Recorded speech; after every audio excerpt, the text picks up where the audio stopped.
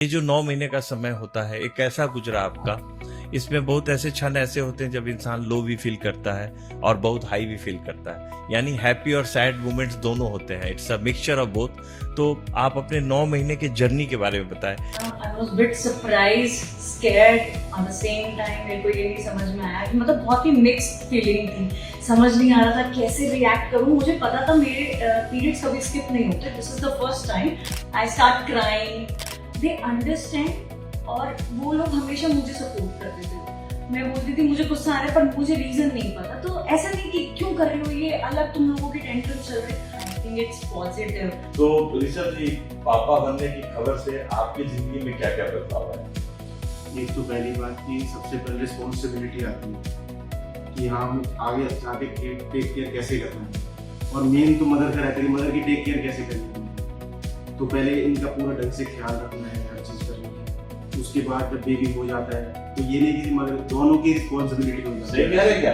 मैं मदर्स को तो नहीं बट उनके हस्बैंड्स को जरूर बोलना चाहूँगी। यहाँ पे माँ ऑलरेडी बहुत सारी चीज़ों को गो थ्रू कर रही है, उसके दिमाग में बहुत कुछ चल रहा है। आप प्लीज वहाँ उन्हें ये मत कह के जज करिए, अरे एक अमरूद के लिए कौन रोता है, एक आइसक्रीम के लिए रात में कौन रोता है, रात के 2 बज रहे हैं मैं कहाँ से लेकर आऊँ। आपसे जो हो सकता है प्लीज करिए। हस्बैंड का सपोर्ट सबसे इम्पोर्टेंट रहता है लाइफ में। अगर आप उसको सपोर्ट करोगे उसकी थ्रू आउट जर्नी बिल्कुल स्मूथली जाएगी। अगर आप ही नहीं पूछोगे तो कोई भी नहीं पूछेगा। ये हकीकत है, क्योंकि आपके सपोर्ट से आपकी फैमिली भी सपोर्ट करेगी।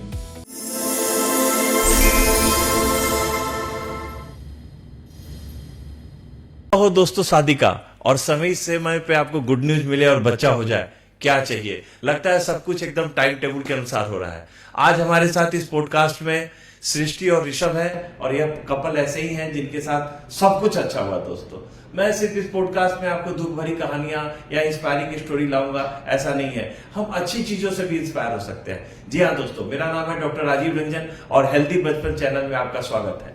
तो मैं इस पॉडकास्ट में स्वागत करूंगा सृष्टि और ऋषभ का।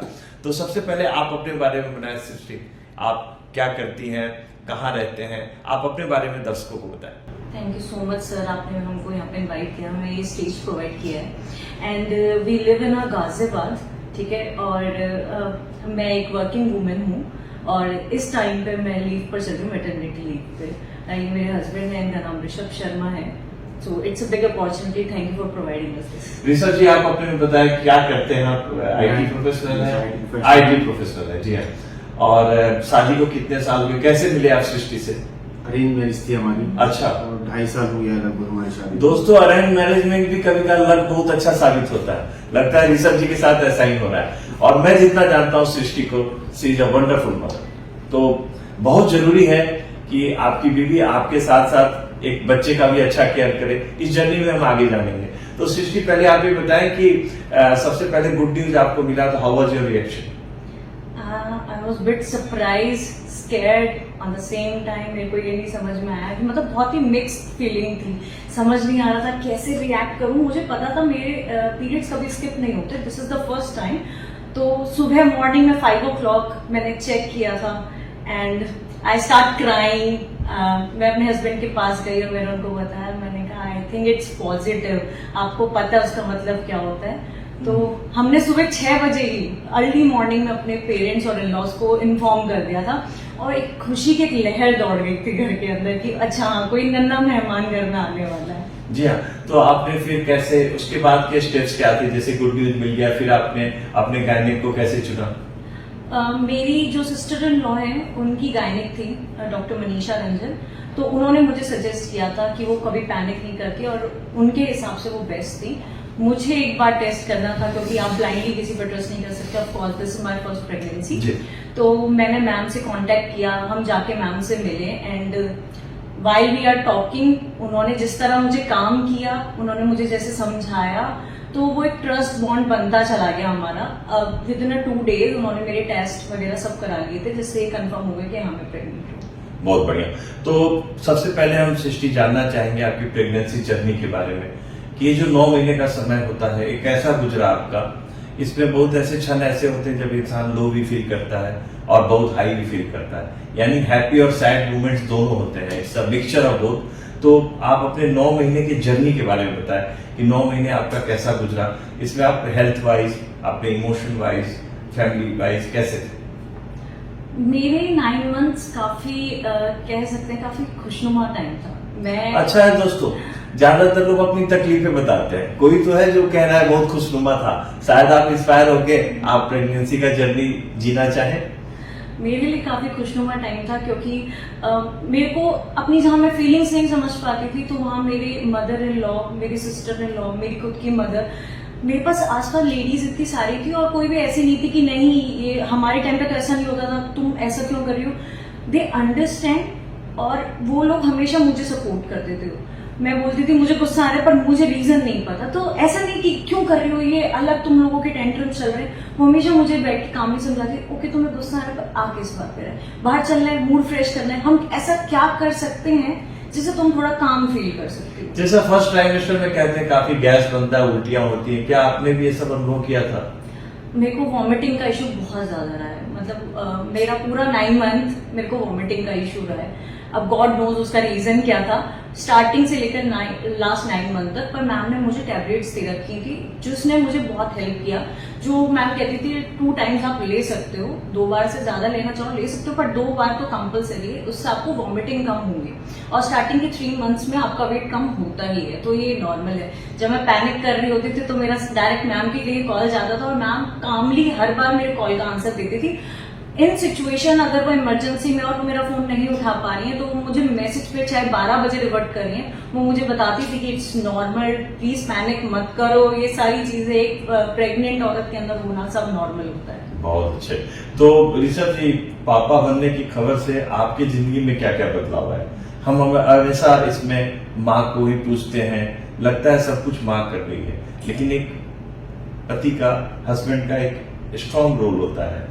तो पापा बनने की न्यूज के बाद आपकी जिंदगी में क्या क्या बदलाव आए? आपने क्या क्या सोचा कि अब मैं फादर बनने वाला हूं तो मुझे अपनी जिंदगी में ये चीजें बदलनी चाहिए या मुझे ये करना चाहिए? एक तो पहली बात की सबसे पहले रिस्पॉन्सिबिलिटी आती है कि हाँ हमें आगे जाके टेक केयर कैसे करना है, और मेन तो मदर का रहता है कि मदर की टेक केयर कैसे करनी है इनकी। तो पहले इनका पूरा ढंग से ख्याल रखना है, हर चीज करनी है। उसके बाद जब बेबी हो जाता है तो ये नहीं कि मदर, दोनों की रिस्पॉन्सिबिलिटी हो जाती है। सही कह रहे हैं क्या? हाँ, exactly. उन्होंने काफी टेक केयर बहुत किया अच्छे, है। बहुत इनका गुस्सा, मूड स्विंग सब हमें झेलना होता है और कोई नहीं होता। जी, सबसे कह सकती है मगर गुस्सा करना है तो पति ही होता है। बिल्कुल बिल्कुल। या बिना सैलरी का एक ऐसा बंदा मिल जाता है आपको जिसको आप पंचिंग बैग की तरह यूज कर सकते हैं, तो रोने के लिए यूज कर सकते हैं, हंसने के लिए कर सकते हैं, सारे इमोशन शेयर कर सकते हैं, और उस बंदे का नाम होता है पति।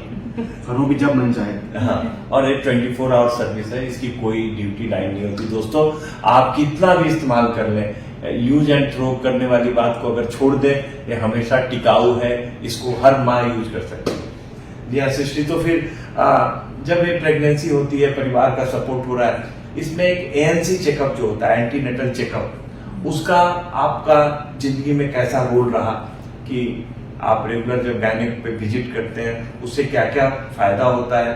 क्योंकि बहुत ऐसी प्रेग्नेंट वुमेन इस पॉडकास्ट को देख रही हैं जो जानना चाहेंगी कि ANC का क्या रोल है, उससे एक हेल्दी बच्चे में क्या क्या फर्क पड़ता है। देखिए, आपकी जो हर मंथ की विजिट होती है डॉक्टर की, वो बहुत जरूरी है।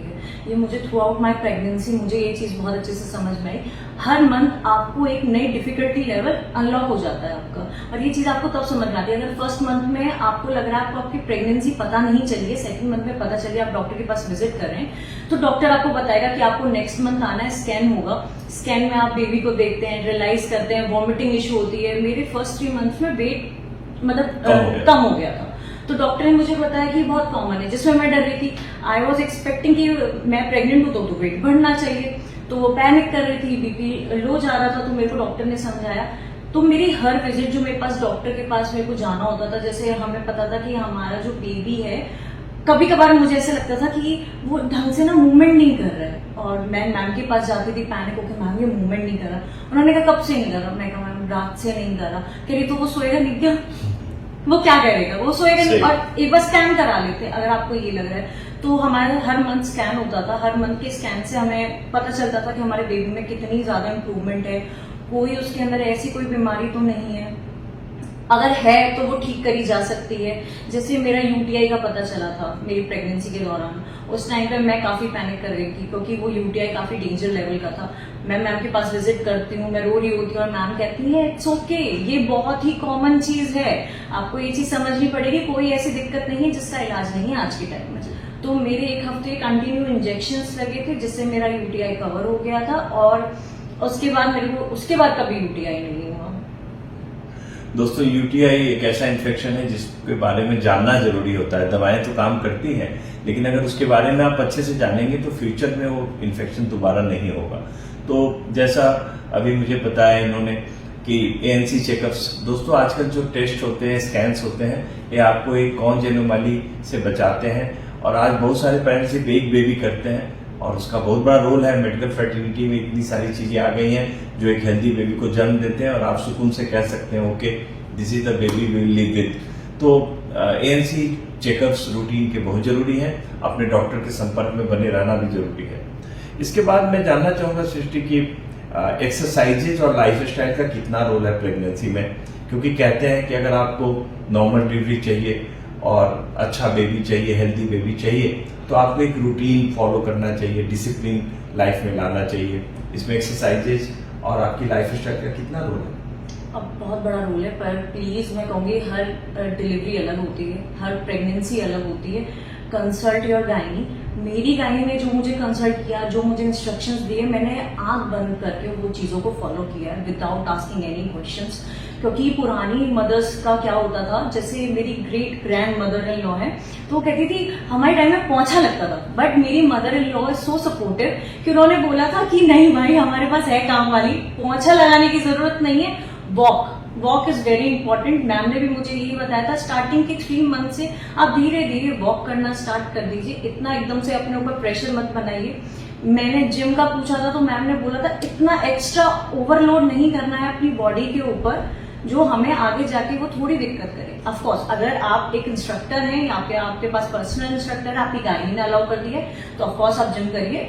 मेरे साथ सिचुएशंस थोड़ी अलग थी। हाँ, मैं एक्टिव रहती थी बट एक नॉर्मल पेस पर, ये नहीं था कि बिल्कुल ही मैं उछल कूद करने लग जाऊं। मेरी वॉकिंग स्टार्टिंग से रही है टू लास्ट तक। दोस्तों, आजकल बहुत सारे योगा क्लासेस, नमाज क्लासेस हैं जो कि प्रेग्नेंट वुमेन्स को मदद करते हैं।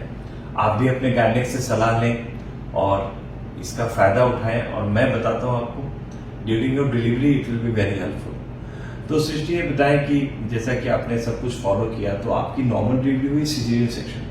जी, I am blessed with normal delivery. एक बात और बताना चाहूंगा, नॉर्मल डिलीवरी में सिर्फ गायनेकोलॉजिस्ट की तारीफ नहीं होती है, इसमें बहुत बड़ा रोल उस मदर का होता है, क्योंकि सारा पेन उसको झेलना होता है।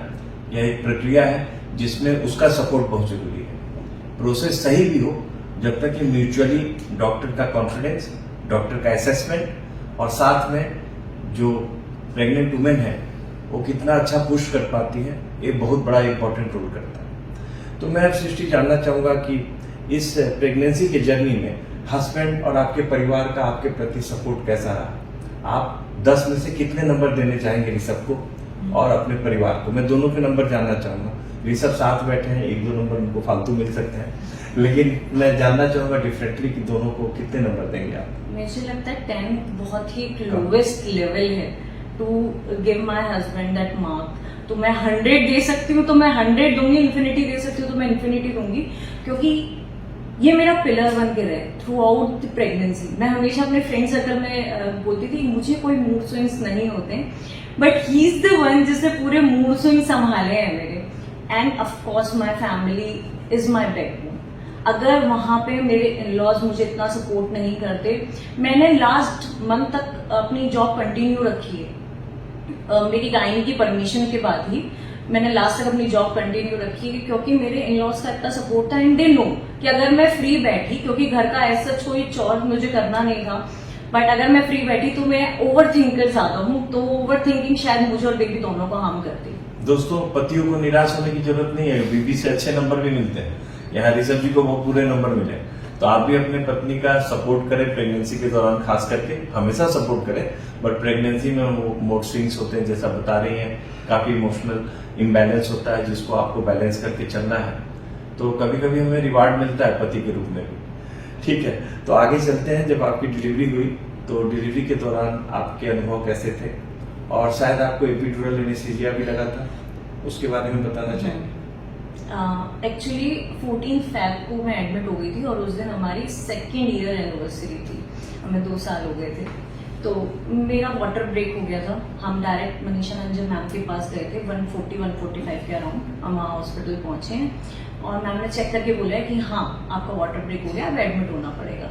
उस टाइम मैम ने एक स्टेटमेंट दी थी जो शायद मैं आज तक नहीं भूल पाई हूँ। उन्होंने एक बात बोली कि एपिड्यूरल लेना है, हमें बच्चे को इतना पेन नहीं पहुंचाना कि वो 2nd बेबी में डर ही जाए कि नहीं मुझे नहीं करना, कि ये तो बहुत डरावना प्रोसीजर है। और उन्होंने बोला मुझे नहीं समझ में आता इसे नॉर्मल डिलीवरी क्यों बोला जाता है, इसको वजाइनल डिलीवरी बोलो, वो ज्यादा अच्छा है, क्योंकि ये काफी पेनफुल प्रोसीजर होता है। उसके लिए हमें औरतों को ऑब्वियसली सब अप्रिशिएट करते हैं, मैं मना नहीं कर रही हूँ, बट ऑफ कोर्स उसके लिए अलग से अप्रिसिएशन होना चाहिए। वजाइनल डिलीवरी का प्रोसेस काफी पेनफुल होता मेरे लिए भी अगर मैंने एपिड्यूरल नहीं लिया होता। देखिए, एक एपिड्यूरल एनेस्थीसिया एक प्रक्रिया है जिससे आपकी नॉर्मल डिलीवरी की दर्द जो होती है थोड़ी सी आसान हो जाती है। इसका ये मतलब नहीं है कि प्रयास बिल्कुल नहीं करना पड़ता, but this helps you a lot. आप अपने गायनेक से इसके बारे में पूछेंगे कि व्हाट इज एपिड्यूरल एनेस्थीसिया, लेना चाहिए कि नहीं लेना चाहिए।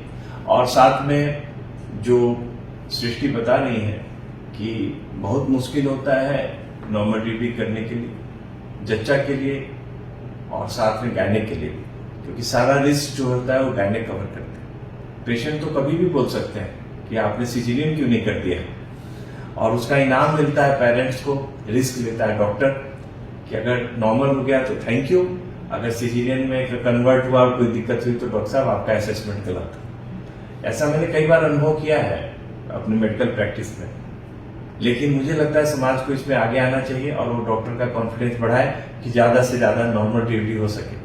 ठीक है, इसके बाद हम डिलीवरी हो गई, आपको गुड न्यूज तो मिल गया।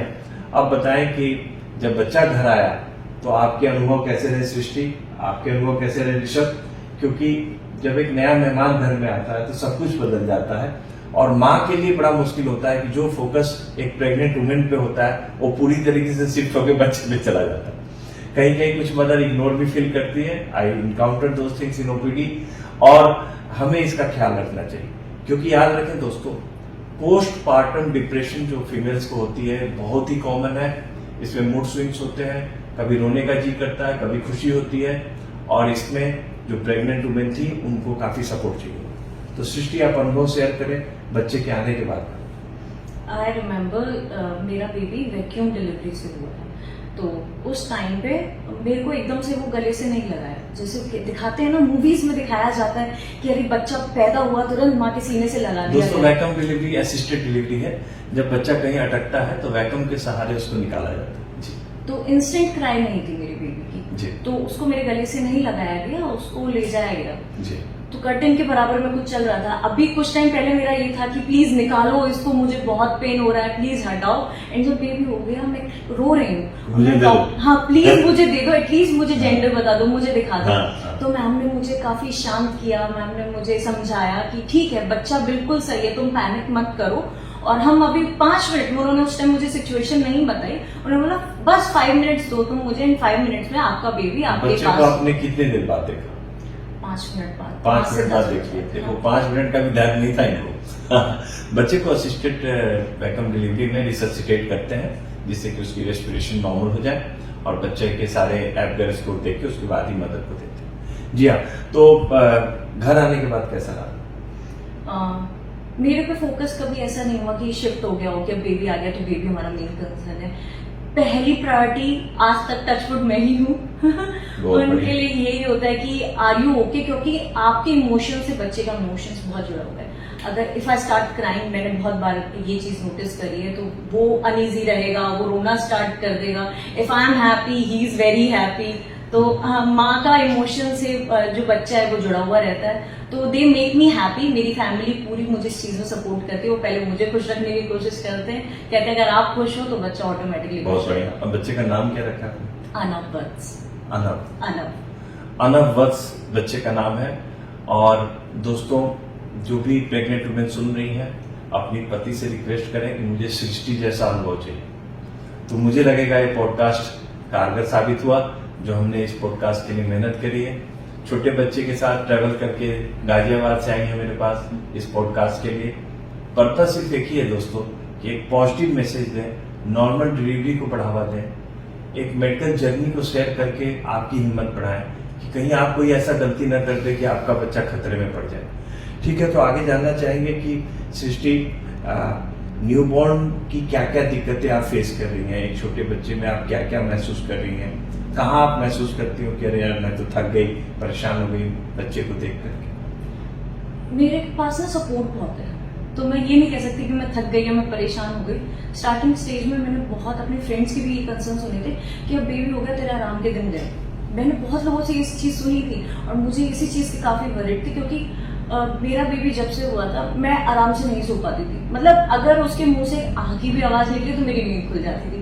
बट मैं अपनी मदर इन लॉ को कितनी बार भी थैंक यू बोलूँ शायद वो चीज कम पड़ेगी। वो हमेशा मेरे लिए साइड बाय साइड रही है।